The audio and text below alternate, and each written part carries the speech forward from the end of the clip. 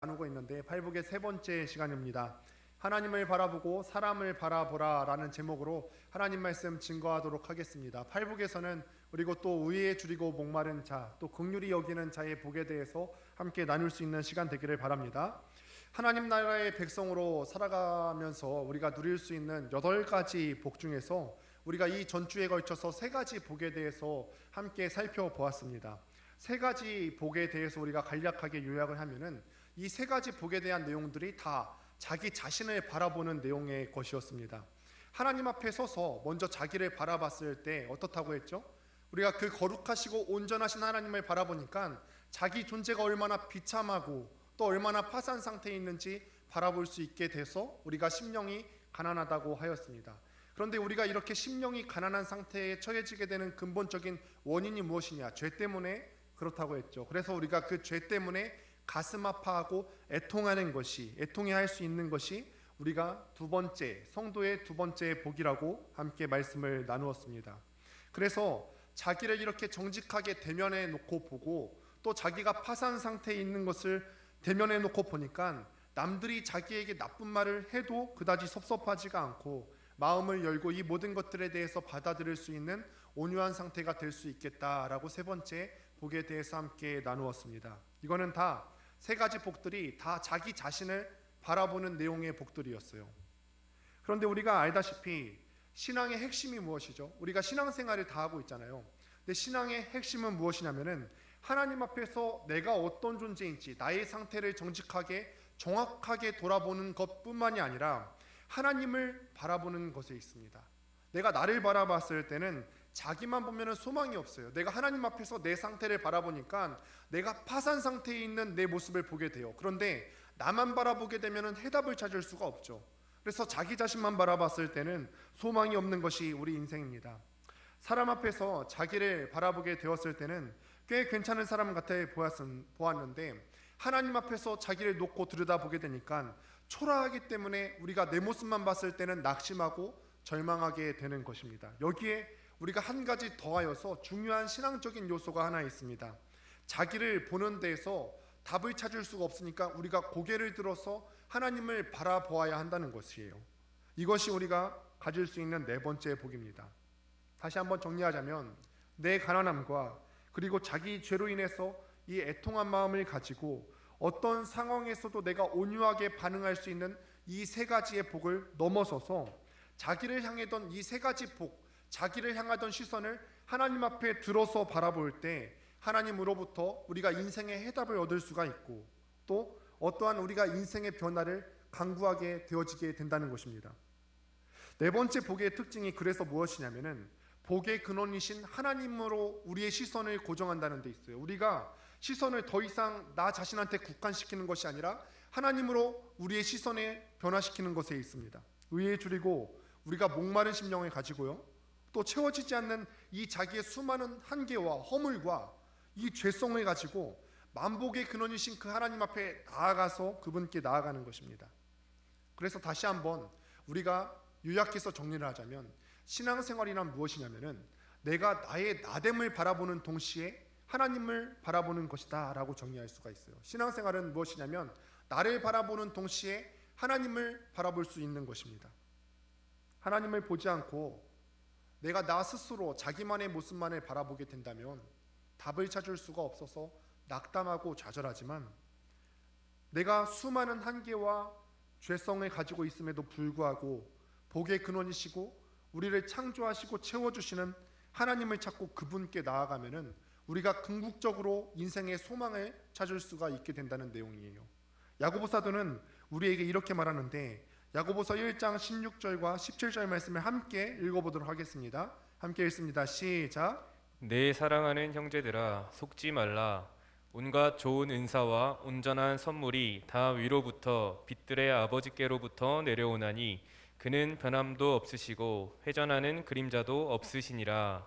네, 아멘입니다. 이 땅을 살아가는 동안 우리가 누리는 모든 좋은 것들과 또 선물이 하나님 아버지께로부터 온다고 야고보 사도가 말하고 있는 것입니다. 그러므로 내 가난과 내 죄를 보고 나의 이 가난한 상태를 놓고 애통하는 사람들은 복의 근원이신 하나님을 구하고 자신을 정말로 참된 것으로 채우실 하나님께 나아가는 것이 마땅하다는 거예요. 여기서 우리끼리 이 세 가지 상태를 놓고 아웅다웅할 필요가 없어요. 해답은 결국 하나님께로부터 나옵니다. 그런데 우리가 자꾸만 우리를 속이게 되죠. 우리가 지금 이 낙담하고 절망적인 상황으로부터 파헤쳐 나갈 그 해답을 나로부터 찾으려고 막 애를 쓰고 노력합니다. 세상은 우리가 이미 익히 머리로 알다시피 학벌이 더 좋아지면 가난이 극복될 것처럼 우리를 속입니다. 또 사람들에게 받는 이 홀대, 우리가 이 세상으로 받고 있는 이 홀대를 극복하기 위해서는 내가 세상에 조금 더 명예를 얻어야겠다, 지위가 더 높은 곳으로 우리가 나아가야겠다라고 속이죠. 또 나는 실패했더라도 이 나의 삶 가운데서 이것을 만족함을 얻지 못한다면은 내가 자식을 잘 키워서 남들의 코를 낙작하게 하고 싶은 그런 마음이 들게 세상이 우리를 속입니다. 그런데 성경은요, 그런 방법으로는 우리가 답을 얻을 수가 없다, 그런 방법으로는 우리의 구멍난 이 마음을 채울 수가 없다라고 말씀합니다. 세상이 그리는 그림은요 전부 다 이런 류의 것이지만 그곳으로는 우리가 인생의 궁극적인 해답과 내가 인생을 살아가면서 느끼는 그 무엇으로도 채워지지 않는 갈증을 채울 수가 없다는 거예요.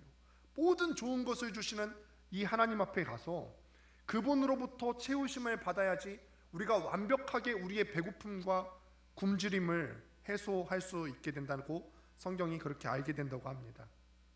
하나님께서는요 그분의 형상대로 우리 사람을, 여러분들을 창조를 하셨습니다. 그래서 우리에게는요 하나님이 아니면 절대로 채워지지 않는 그 무엇이 있어요. 여러분 반론하고 싶으실지 모르겠어요. 근데 여러분 반론하고 싶으신 분들은 그것은 우리의 인생의 경험이 짧기 때문에 그래요. 돈으로 채울 수 있던데요, 명예로 채울 수 있던데요, 지위로 채울 수 있던데요. 그런데 여러분 이것이 우리의 인생의 끝까지 우리를 책임져 주지 않는다는 사실을 여러분들이 알고 또 배우셨으면 좋겠습니다. 절대로 돈이나 명예나 권세나 사람들이 인정해 주는 것으로 우리의 인생을 채울 수 없는 부분들이 분명히 있습니다. 그 영역들이 분명히 있다는 거예요. 그래서 우리가 이 가운데서 눈을 들어서 하나님을 보고 그분께 나아가야만, 나를 창조하시고 당신의 형상대로 나를 창조하신 그 하나님 앞에 나아가야만 채워진다고 얘기하고 있는데, 본문은 이것을 일컬어서 의에 줄이고 목마르다라고 표현했어요. 그 무엇으로도 채워지지 않는 그거, 의에 줄이고 목마른 상태에 있다는 거예요. 근데 여러분 한번 이 본문을 놓고 자세하게 우리가 또 파고들 수 있게 되기를 원하는데, 여기서 의라고 하는 단어는 성경 해석에서 오늘 본문을 다루는 데 있어서 굉장히 중요한 단어입니다. 특별히 우리가 로마서를 살펴보게 되면은 의라고 하는 단어가 굉장히 많이 나오게 되는데, 여러분 의라고 하는 말이 무슨 뜻일까요? 여러분 마음속으로 한번 생각해 보실까요? 나는 이 세상을 살아가면서 의라고 하는 단어를 많이 들어봤을 텐데, 여러분은 의라고 했을 때 어떤 류의 정의를 여러분들 가운데 내리고 계십니까?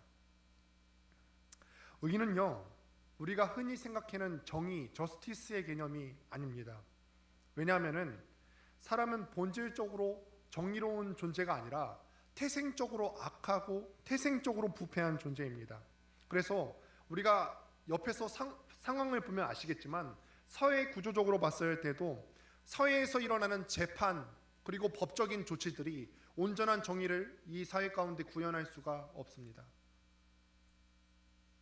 인생 자체가 부패한 상태이기 때문에 이러한 형태의 정의, 저스티스를 우리는 본문 가운데 나오는 의라고 합의라해서 볼 수가 없는 것입니다. 의는 그래서 무엇이냐면은 하나님과의 관계를 나타내는 굉장히 중요한 단어입니다. 이는 하나님과의 관계가 어그러지거나 왜곡되거나 거절되지 않은 상태를 말하는 뜻입니다. 한번 화면을 보십시오. 의라는 게 본문 가운데 나타나는 의가 어떤 상태를 말하냐면 하나님과의 관계에 있어서 우리가 어그러지지 않은 상태, 하나님과의 관계에 있어서 왜곡되거나 거절되지 않은 상태를 오늘 본문 가운데 나타나는 의라는 단어의 뜻입니다. 여러분 또 한 번 질문을 던져보죠. 하나님과의 관계가 어그러지지 않고 그러면 바른 관계를 말한다는 건데, 하나님과의 관계가 어떻게 우리가 바른 관계로 들어갈 수 있을까요? 여러분 우리가 하나님과의 관계에 대해서 많이 들어보시잖아요. 하나님과 또 친밀하게 해달라고, 우리가 하나님과 친밀했으면 좋겠다고 기도 제목을 많이 내놓잖아요. 그런데 여러분들이 생각하는 그 하나님과의 친밀한 관계, 또 바른 관계가 어떤 거예요? 추상적인 거 말고요. 뭘까요? 아무 자격도 없는 우리가 정말 조건이나 공로로 따지면은 아무것도 내세울 수 없는 우리가 예수님 때문에 그 예수님 완전한 공로와 의로 인하여서 의롭다고 여겨졌기 때문에 우리가 이 자리에 있는 거 아닙니까? 의롭지 못한 우리가 하나님 앞에서 원래 우리는 여전히 의롭지 못한 상태인데 예수님으로 말미암아서 의롭다고 간주되어서 은혜의 보좌 앞에 들어갈 수 있게 되는 거죠. 성도들은요, 그래서 이 땅을 살아가면서 하나님과 바른 관계에 머물기를 목마르게 사모합니다. 조금 더 구체적인 영역으로 들어가게 하자면은 우리가 바른 관계에 있으려면 하나님이 싫어하시는 거 여러분들도 싫어하셔야 합니다. 하나님이 기뻐하시는 거, 그분이 원하시는 일이라고 내가 말씀 가운데 찾아낸다면은 그 하나님이 원하시는 것을 하기 위해서 우리가 애써서 정말 내 삶의 모든 것을 걸고서 그분이 원하시는 것을 이루려고 노력하셔야 되죠. 싫어하시는 것이라면은 내 본능이 그것을 아무리 하고 싶어 한다 한들 하나님이 싫어하신다고 하면은 끊어내셔야죠. 그게 하나님과의 바른 관계로 들어가는 구체적인 삶의 모습들입니다. 그분의 마음을 아프게 하는 죄, 악, 그 어떠한 모양이나 형편이라도 버리려고 하게 된다는 것입니다. 하나님과 바른 관계를 맺음으로써 형성된 은혜 안에 머물기 위해서 우리가 날마다 그 관계 가운데서 의에 줄이고 목말라 한다는 것이에요. 우리가 굶주림과 이 목마름을 해결하려는 욕구는요, 사람이 가진 가장 기본적이면서도 강렬한 욕구입니다. 1차적인 욕구는요, 이거 없으면 내가 생존할 수 없겠다, 이거 없으면 내가 정말 안 되겠구나, 그 요소의 충족을 바라는 것이 바로 1차적인 사람의 욕구인데, 하나님과의 관계에서도 우리가 그렇게 생각할 수 있어야 된다는 거예요. 내가 인생을 살아가면서 이 하나님과의 바른 관계가 되어 있지 않으면 내가 정말 못 살겠구나, 내가 하나님이 원하시는 거 하지 않고서는 내가 못 살겠다, 내가 하나님이 원치 않으시는 거 끊어내지 않고서는 나의 삶이 바르게 될 수 없겠구나, 간절하게 그 삶을 바라고 간구하셔야 된다는 거예요. 성도 참 좋아하는 단어고 우리가 또 그렇게 되기를 바라는 단어인데, 성도, 그리스도인, 성도란 무엇이냐면은 성도가 이 땅에서 살아가야 되는 핵심적 가치와 소원을 갖고 사는 사람인데, 그 핵심적 가치와 소원이 무엇이냐면 하나님과의 바른 관계 안에 머무는 거예요. 일주일에 한 번 예배 드리는 것으로 끝나는 것이 아니라 이 들은 말씀 갖고 일주일 동안에 내 삶으로 끌고 들어가서 그 삶 가운데서도 하나님이 원하시는 거 하려고 애쓰고, 그 삶 가운데서도 하나님과의 바른 관계 안에 머물기를 원하는 것이 성도 아닙니까? 그런 의미에서 다시 묻습니다. 여러분 성도이십니까? 여러분 그리스도인이십니까? 여기에는 여기 서 있는 목회자와 여기 앉아 계신 여러분들 평신도 간의 구별이 없어요. 저도 하나님 앞에 가서 똑같은 기준을 갖고 하나님 앞에 심판을 받게 될 것입니다. 여러분들도 마찬가지일 거고요. 이것을 위해서 우리가 하나님과의 바른 관계를 유지하기 위해서요, 때로는 이 땅에서 살아갈 때 주님 때문에 어떤 대가를 지불해야 하는 순간이 있을 수 있습니다. 가장으로서 가족을 부양하는 게 당연한데도 불구하고 때로는 이 신앙의 양심을 지키기 위해서 직장에서 나가야 하는 경우가 있을 수도 있어요. 나와 가족의 생계가 직장에 달린 것처럼 여기지 않고 하나님께 달린 것으로 여기고 양심을 마비시키는 직장의 요구를 때로는 거절할 때가 있어요. 또 신방을 하다 보면은 그 양심을 지키기 위해서 자기의 생계를 걱정하지 아니하고 뛰어나온 또 간증들을 또 많이 경험하게 됩니다. 심지어는 우리가 간증으로만 듣건대 나의 생명까지도 나의 가족까지도 포기해야 되는 순간이 분명히 있을 수 있습니다. 그러나 여러분, 어떤 대가를 우리가 치르더라도 우리가 삶 가운데 결코 뒷걸음질하거나 결코 타협하거나 할 수 없는 영역이 분명히 있습니다. 이것을 보고 세상 사람들은 어리석다고 하겠죠. 어느 누가 안정된 직장을 버리는 것을 지혜롭다고 하겠습니까? 어느 누가 자기 생명 버리는 거, 자기 가족까지도 등지는 것을 지혜롭다고 하겠습니까? 그러나 우리가 참되신 진리를 찾기 위해서는 때로는 그런 코스트를 지불해야 되는 순간이 있을 수 있다는 거예요. 어떤 희생도 두려워하지 않고 세상을 살기로 다짐하는 사람이 바로 성도입니다. 그리고 그런 사람이 모인 공동체가 교회입니다. 하나님 앞에서요, 이렇게 네 가지의 복을 더하는 거예요. 의에 줄이고 목마른 자의 상태까지 왔습니다. 그러면은 이 복을 거치게 되면은 다섯 번째 복이 있는 사람의 그림이 나오는데, 여기서부터는 우리가 국면이 달라지기 시작합니다. 지금까지는 내가 자신을 바라보고 하나님을 바라보는 것이었습니다. 나를 보고서 울고 내가 울고 있는 상태에서 애통해야 하는 그 가운데서 나로부터 해답을 찾을 수 없어서 하나님을 바라보고 하나님을 보고 위로받고 공급받으면은 나의 눈이 이제는 이웃을 향해서, 내 옆에 있는 지체를 향해서 열리게 되는 순간이 오게 됩니다. 이것이 기독교입니다. 기독교는요, 물론 우리가 하나님을 신앙한다고 했을 때 하나님과 나만 아는 신비로운 영적 체험이 있을 수 있고요, 또 아무도 침범하거나 그 누구도 나의 신앙에, 하나님과의 관계에 있어서 알 수 없는 비밀을 우리가 갖기도 합니다. 하지만 이것이 이웃과의 관계에서 드러나지 않으면요, 이것은 진짜 우리가 바라고 있는 바가 아니에요. 이것은 참된 기독교의 모습이 아닙니다. 기독교에 있어서 삶에서 드러나는 행위, 우리가 물론 행위로 구원을 받을 수가 없지만 행위로는 구원을 받을 수 없다 해서 행위가 필요 없다고 얘기하는 것이 아닙니다. 행위가 불필요하다고 얘기하는 것이 아니라, 성경이 말하고 있는 것은 죄송합니다. 성경이 말하고 있는 바는 행위는 불충분하다는 것이지 불필요하다고 얘기하는 것이 아니에요. 기독교는요, 반드시 두 가지가 같이 붙어 있어야 됩니다. 물론 순서상 하나님과의 관계가 먼저이고, 하나님과의 관계가 열리게 되면은 우리가 눈을 열어서 내 이웃과의 관계가 열리게 됩니다. 이 두 관계가 동시에 되지 않고 우리의 삶을 돌아봤을 때 이 두 가지 중에 나는 한 가지만 되는 것 같다 하면은 가짜예요. 만약에 우리가 하나님과의 관계만 열려 있고 이웃을 바라보지 않는다, 이것은 입만 살아있는 그리스도인이 될 것이고, 하나님은 바라보지 않는데 이웃을 향해서 선행을 베푼다, 이거는 일반 NGO 단체와 다를 바가 없는 거죠. 기독교는요, 하나님과 나의 관계가, 그리고 하나님 이웃과 나의 관계가 동시에 열려지게 되는 것입니다. 하나님을 만나는 순간 눈이 열려서 자신의 실체를 바라보게 되는 것이죠.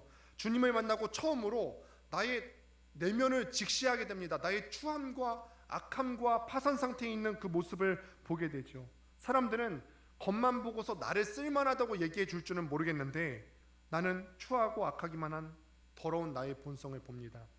그런 사람들은요, 이제 내가 내 옆 사람을 바라볼 때 다른 시각으로 바라볼 수 있게 됩니다. 주님 안에서 내 실체를 바라보고 나니까 내 옆에 있는 사람들을 바라볼 때 다른 기준으로 보는 것입니다. 내 옆에 사람들을 한번 바라보실래요?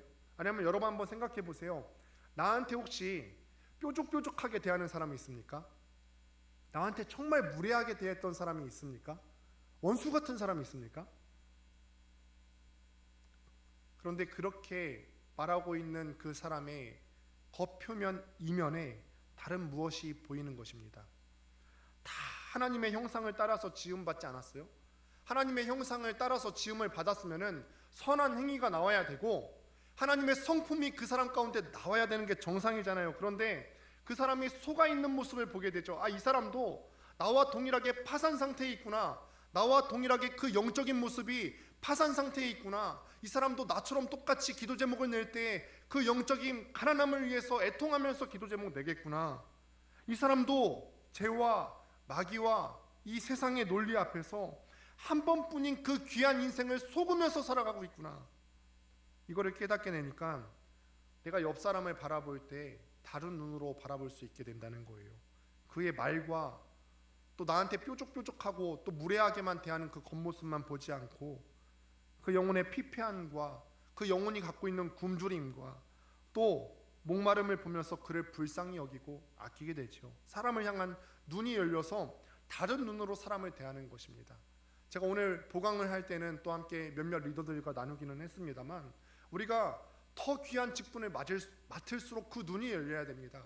우리가 옆에 있는 사람을 바라볼 때 기독교 리더십으로 향하게 될 때에는요, 사람의 겉모습만 바라보는 것이 아니라 그 겉으로 드러나는 행실과 말만 바라보는 것이 아니라 그 영혼이 어떤 상태인지를 바라봐야 되고 긍휼한 마음을 품을 수 있어야 되죠.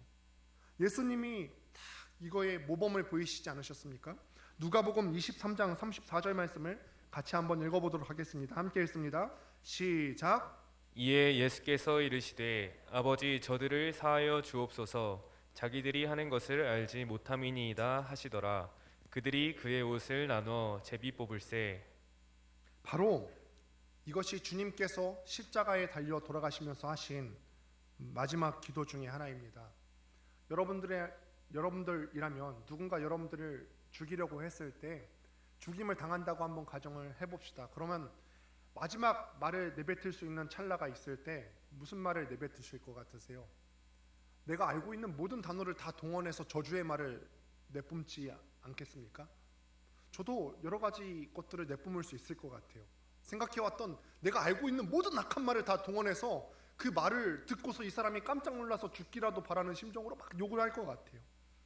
주님께서는 그 마지막 순간에 이런 마음을 품으셨다는 거예요. 조롱하며 손가락질하고 저주를 퍼붓는 그 무리를 앞에 두고서 기도를 하시는데 이런 뜻이죠. 저들은 지금 저들의 영혼의 상황을 알지 못합니다. 무슨 일인지 알지 못하고 있습니다. 저들의 상황이 지금 나를 공격하고 나를 아프게 하고 있기는 한데 저들의 눈이 감겨 있어서 봐야 할 것을 보지 못하는 불쌍한 사람들이에요. 알아야 할 것을 알지 못하는 진짜 어리석고 불쌍한 영혼들입니다. 아버지, 저들의 죄를 용서해 주옵소서. 주님께서 이렇게 기도하죠. 그런데 우리가 여기까지만 하면 별로 와닿지 않아요. 예수님이니까, 우리 주님이니까 그렇게 하실 수 있었겠지. 사람 중에서 누가 그런 사람이 있겠어? 초대교회 스데반도 똑같이 이렇게 기도합니다. 자기에게 돌을 던지고 목숨을 앗아가는 무리를 향해서 무릎을 꿇고 큰 소리로 말하죠. 사도행전 7장 60절 말씀을 같이 한번 읽어보도록 하겠습니다. 함께 읽습니다.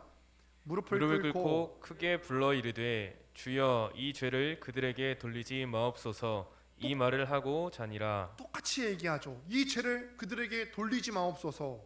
그들은 지금 자기가 하는 일이 무슨 일인지 모릅니다. 이 영혼이 완전히 파산 상태에 빠져서 자기네들이 하고 있는 일이 영적으로 좋은 일인지 선한 일인지 자기 인생에서 체험을 주는 일인지 아무것도 알 수가 없습니다. 봐야 할 것을 보지 못하고 자기가 하는 일이 얼마나 악한 일인지 모릅니다.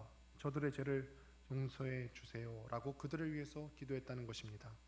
이것이 성도이고 이러한 성도들의 모임이 바로 교회입니다. 다시 묻죠. 여러분 성도가 맞습니까?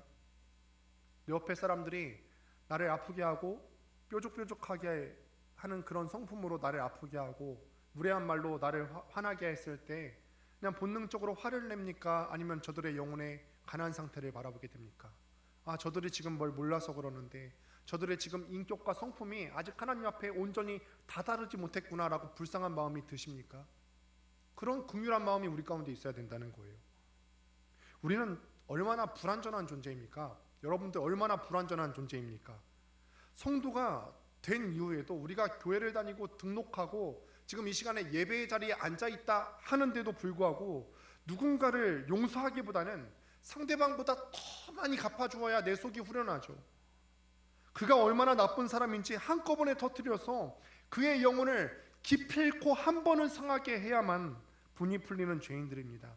이런 우리의 입에서도 주여 저들의 죄를 용서해 주세요 라는 주님과 스데반과 같은 기도가 나오도록 주께서 우리의 심령을 바꾸어 주시는 것은 우리가 성도로서 이 세상을 살아가면서 겪는 은혜 중에 가장 큰 은혜라고 할 수 있는 거예요. 그래서 이것이 복에 들어가 있는 거죠. 우리가 경험하는 다섯 번째 복에 들어가 있는 것입니다. 성도는요, 사람들이 넘어지고 실패하고 마귀에게 속고 아직 눈이 열리지 않아서 나한테 무례하게 대하는, 그렇게 무례하게 행동하는 그 어리석은 행위를 비난하지 않습니다. 겉모습만 갖고 사람들을 평가하지 않고 나에게 그런 미성숙한 모습을 갖고 덤벼들 때 이것을 갖고 보복하려고 하지 않습니다. 오히려 나한테 그렇게 뾰족뾰족한 모습으로 나에게 다가올 때 그 뾰족함을 내가 상처를 입더라도 안고 긍휼히 여기고 불쌍히 여겨줍니다. 내가 잘못을 함께 범한 사람인 것처럼 그 사람이 나한테 아프게 했음에도 불구하고 같이 회개하고요, 그들의 허물을 같이 덮어주려 하고요, 중심의 공허함과 고통을 같이 읽어내려 하고요, 또한 그들을 긍휼 가득한 눈으로 바라보고 아껴줍니다. 이런 사람이 성도이고 그러한 공동체가 교회입니다. 남의 말 할 것 없이요, 여러분들의 모습을 한번 보세요. 여러분들 모습을 한번 직면해 보시면은 여러분들 안에 있는 그 수많은 죄성과 악함을 보십니까? 그 눈은 열려 주셨어요. 내가 하나님 앞에 섰을 때 내가 얼마나 파산 상태에 있는지, 내가 정말로 어떤 것도 붙잡을 것이 없이 하나님밖에 내가 나아갈 곳이 없구나, 그 상태를 여러분 깨달으셨습니까? 악함을 봤어요. 그렇게 탄식하면서 나를 향해서 사형 선고를 내렸을 때 하나님은 나같이 허물 많고 악한 것을 덮으시고 가리시고 그 예수님으로 말미암아서 완전한 의로 나를 의롭다 여기시고 살리시고 모든 복과 모든 풍요를 받을 수 없는 우리에게 다 베풀어 주셨죠. 그래서 우리도 누군가를 그러한 눈으로 바라봐야 되는 거죠. 우리가 이미 그렇게 받아본 경험이 있어요. 우리가 그렇게 자격이 없음에도 불구하고 긍휼한 눈으로 바라봄을 당한 적이 있지 않습니까? 어떤 요건도 갖추지 못한 상태, 심지어 지금까지도 이 말씀을 듣고 있는 지금까지도 요건을 갖추지 못했는데 하나님께서는 그런 여러분들을 긍휼의 눈으로 바라보고 계시지 않습니까? 우리도 누군가를 그러한 눈으로 바라보게 되는 것이 다섯 번째 복이에요. 우리는 종종 이렇게 말하곤 하죠. 나한테 잘못한 사람을 대할 때 나한테 뾰족뾰족하게 누군가 대했다고 한번 칩시다. 그러면은 이렇게 얘기하죠. 저 사람이 나한테 잘못했다고 말하면은 내가 용서해 줄 의향이 있어.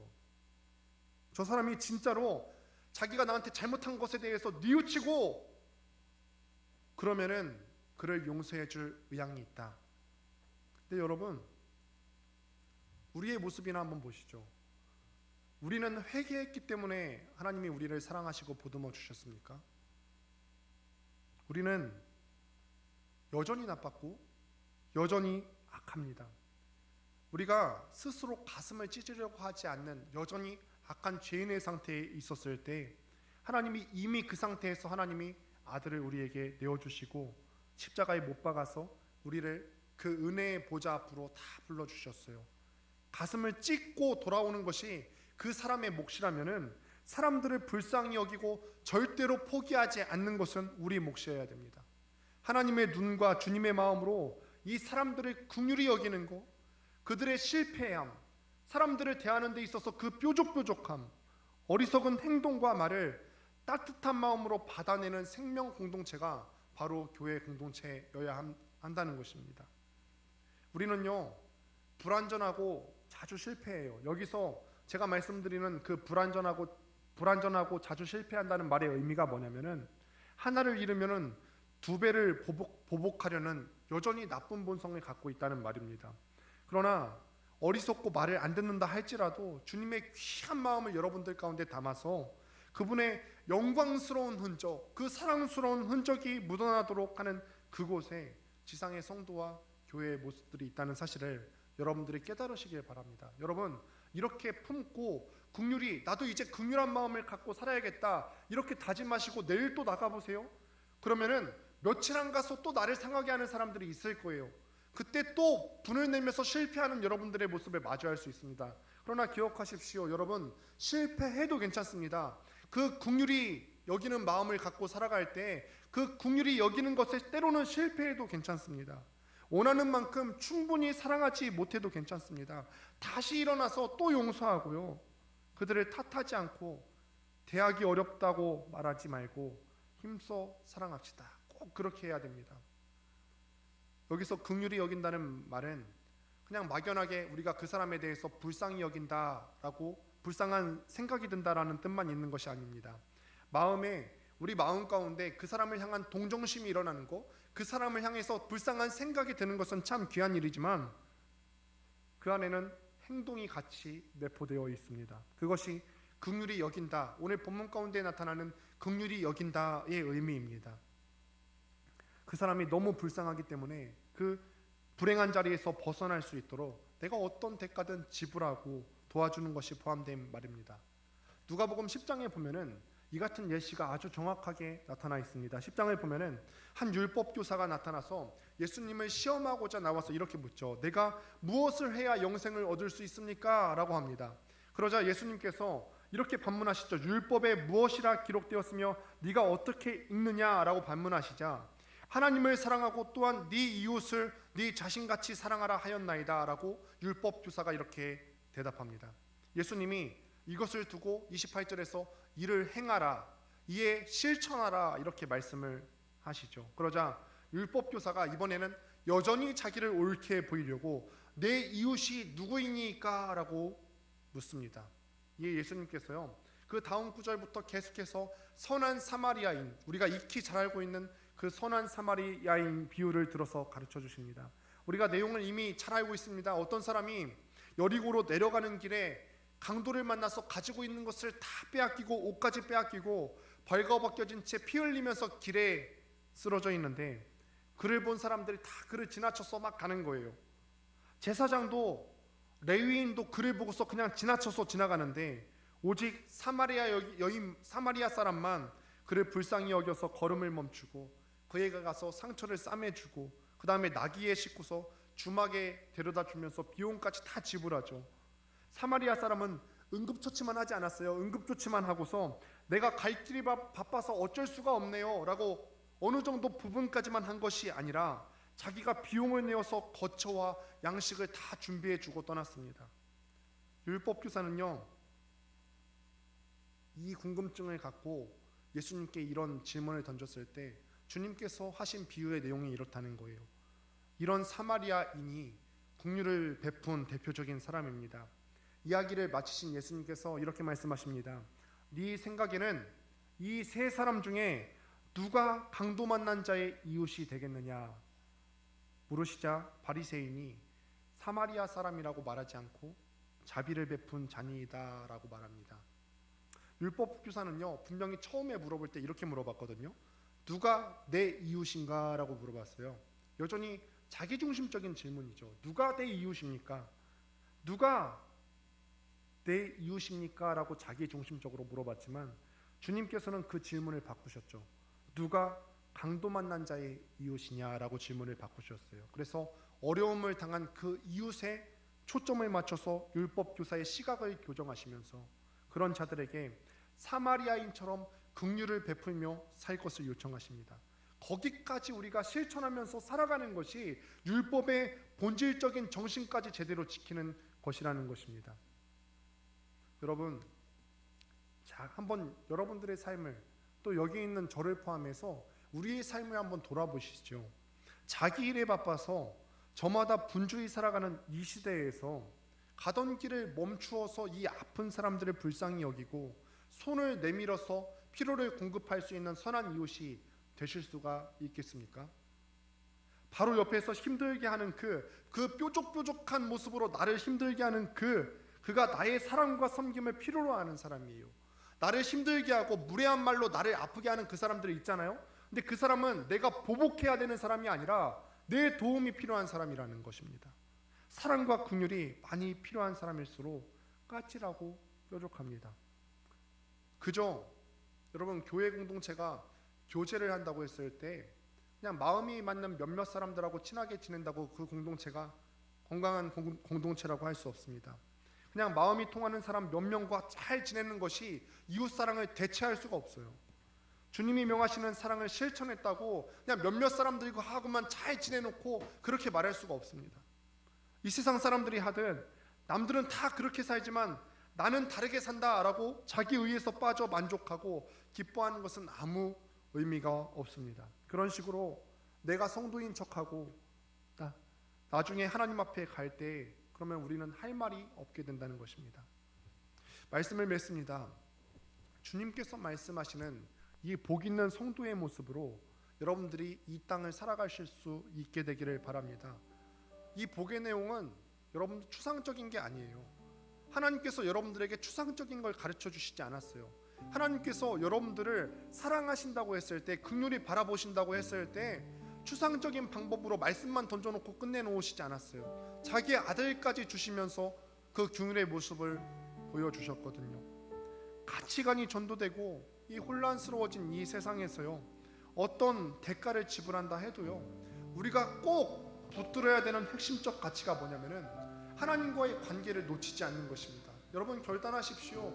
이 예배만 끝나서 되는 것이 아니라 앞으로 예배당 문을 벗어나고 나서도 우리의 삶 가운데서도 하나님과의 바른 관계를 유지하기를 여러분 사모했으면 좋겠어요. 사모하십니까? 정말로 사모하십니까? 어떤 대가를 치르더라도 그 바른 관계를 유지하실 마음이 있으십니까? 하나님이 원하시는 거 하고 싶으세요? 원치 않으시는 거 잘라내실 수 있겠습니까? 그리고 이렇게 의에 줄이고 목마른 자에게 하나님과의 관계가 열리고 하늘로부터 주어지는 복과 공급으로 인해서 우리의 배고픔과 목마름이 해소되고 우리 삶에 어떤 부요와 아름다움이 있는지를 드러낼 길이 여러분들 삶 가운데 열리게 될 겁니다. 하나님의 긍휼을 입은 자는 또 마지막에 제가 말씀드린 바와 같이 그 받은 긍휼을 상처받은 세상을 긍휼히 여기는 데 사용하게 될 거예요. 그래서 우리를 통하여서 내 옆에 있는 사람들이 치료받는 역사가 일어났으면 좋겠습니다. 심지어는 나를 아프게 하고 그 미성숙함 때문에 뾰족한 모습 때문에 나를 아프게 하는 사람이라 할지라도 나를 통하여서 그 사람이 성숙되어지고 나를 통하여서 그 사람이 긍휼히 여김을 받고 나를 통하여서 그 사람이 성숙되게 되는 역사가 일어나기를 진심으로 축복드립니다. 다 같이 일어나서